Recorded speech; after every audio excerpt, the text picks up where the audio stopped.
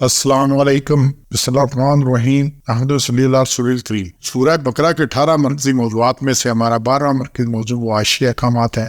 اس کے 2 حصے اور 9 ضمنی موضوعات ہیں۔ ان میں سے 8واں ضمنی موضوع طریقہ خیرات۔ خیرات کرنی کیسے چاہیے؟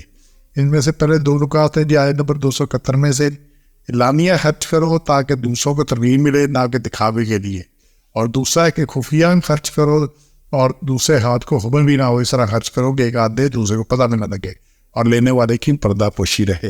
اللہ تعالیٰ اس آیت میں فرمایا ہے تم ظاہر کر کے خیرات دو تو اچھی بات ہے، اگر چھپا کر فقیروں کو پہنچاؤ تو یہ بھی تمہارے حق میں بہتر ہے۔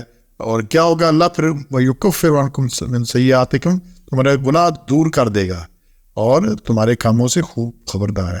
چھپا کر دو گے تو یہ نہیں کہ اللہ سے بھی چھپا ہوا، اللہ کو پتہ نہیں لگے گا، ہر چیز کا پتہ ہے۔ اب اس میں جو توجہ کرنے والی بات ہے کہ اس نیت پہ ڈپینڈ کرتا ہے کیا کرنا ہے۔ اگر یہ ہوگا جی دوسروں کو ترغیب ہوگی، ایسا موقع ہوگا تو پھر کھلا خرچ کرنا چاہیے، پھر سامنے خرچ کرنا ہے تاکہ دوسروں کو ترغیب ہو تو وہ بھی اس سلسلے میں آگے بڑھے۔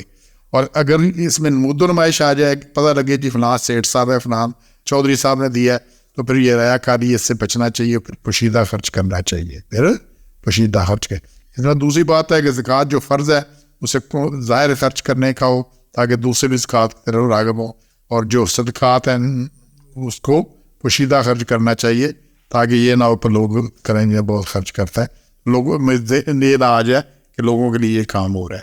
اس کے بعد یہ اگلے 2 نکات ہیں جو 272 میں سے ہیں۔ خرچ کرنے میں اپنا ہی فائدہ ہوتا ہے اور مال رضائے الہی کے لیے خرچ کرو۔ یہ بڑی اہم بات اس میں آئی ہے 272 میں کہ اللہ نے کہا کہ جو کچھ تم خرچ کرو گے مال سو اپنے ہی واسطے، خیر فلے انفسکم، تو یہ اپنے لیے، یہ جو زندگی میں جو ہم نے کھا لیا، پہن لیا، دے دیا کسی کو، یہ ہو گیا۔ ہمارے آگے کیا کام آنا ہے؟ جو ہم نے خرچ کر دیا، اللہ کی راہ میں دے دیا، کسی کو دے دیا، یہ ہمارے لیے بنے گا توشہ آخرت کے، جس میں یہ سلسلہ ہوگا۔ یہ اللہ اور اللہ نے یہ وعدہ کیا ہے کیا خیرن فل انفسکم، تمہاری اپنی جان کے لیے، اپنے واسطے ہے۔ اور وما تنفقون الا ابتغاء، اور جب کہ خرچ کرو گے اللہ ہی کی وجہ اللہ، رضا جوئی کے لیے، تبھی یہ بنے گا۔ کیا کرے گا؟ یہ تمہارے لیے آگے کے لیے اجر کا سبب تبھی بنے گا جب الا ابتغاء وجہ اللہ، اللہ کی رضا کے لیے خرچ کرو گے۔ اگر اپنے نمود و نمائش کے لیے خرچ کرنا ہے، اپنے لیے کرنا ہے، تو پھر یہ بالکل عمل برباد ہے۔ لوگوں کا فائدہ ہو گیا، لوگوں نے کہہ دیا بڑا خاتم تھا، یہ لوگوں نے کہہ دیا بڑا دیالو ہے، یہ بڑا خرچ کرتا ہے، بڑا دیتا ہے، بڑے کھانے کھلاتا ہے، بڑا کچھ کرتا ہے۔ مل گیا جو چاہتے تھے دنیا میں اجر، دنیا میں گنگا رام کا ہو گیا نا، ٹھیک ہے نا، یہ کہہ دیا صاحب نے، بڑے بڑے لوگوں کے اسپتال بنائے، باقی سارا کچھ ہو گیا۔ تو جو اس لیے کرے گا پھر اس کا آخرت میں کوئی حصہ نہیں ہے۔ تو اس لیے اللہ کی رضا کے لیے، اور اللہ جانتا ہے سب کچھ کیا کچھ ہے، وہ رضا لیے۔ اور پھر اسی میں کہا وما تنفقوا من خیر یوفی علیکم وانتم لا تظلمون، اور جو کچھ خرچ کرو گے خیرات سو پوری ملے گی تم کو اور تمہارا حق نہ رہے گا، اللہ اس کا پورا پورا اجر دے گا۔ یہ 272 میں سے یہ ہے۔ پھر اگلے 2 نکات ہیں، 5واں اور 6واں، مال ضرورت مندوں تک خود پہنچاؤ، اور مفلس اگر سوال جو نہیں کرتا اس کو خود دو۔ بڑے اہم آیت ہے 273 میں یہ آئی ہے، خیرات ان فقیروں کے لیے جو رکے ہوئے اللہ کی راہ میں اور چل پھر نہیں سکتے، لا یزتی ہوتی ہونا، چل معذور ہے، کچھ اور مسئلہ ہے ان کو، اور ایسے ہے کہ یحسبهم الجاہل اغنیاء من التعفف، سمجھے ان کو لاوقف کے مالدار ہیں، شکل سے، وجہ سے، کپڑوں سے، لباس سے، چال ڈال سے وہ فقیر مسکین نہیں لگتے، اور پھر ان کے ساتھ نطف اور لپٹ کر نہیں مانگتے، پیچھے ہی پڑ جاتے ہیں۔ آپ دیکھو فقیر پیچھے پڑ جاتے ہیں، چبڑ جاتے ہیں، تو چپٹتے نہیں ہے۔ تفو یہ جیسے لحاظ لپیٹ لیتے ہیں بندہ، ایسے لپٹ کے نہیں کرتے۔ تعریف بسیماہم، تم انہیں چہرے سے پہچان لو گے کہ ضرورت مند ہے، اور نہیں سوال کرتے لوگوں سے لپٹ کر۔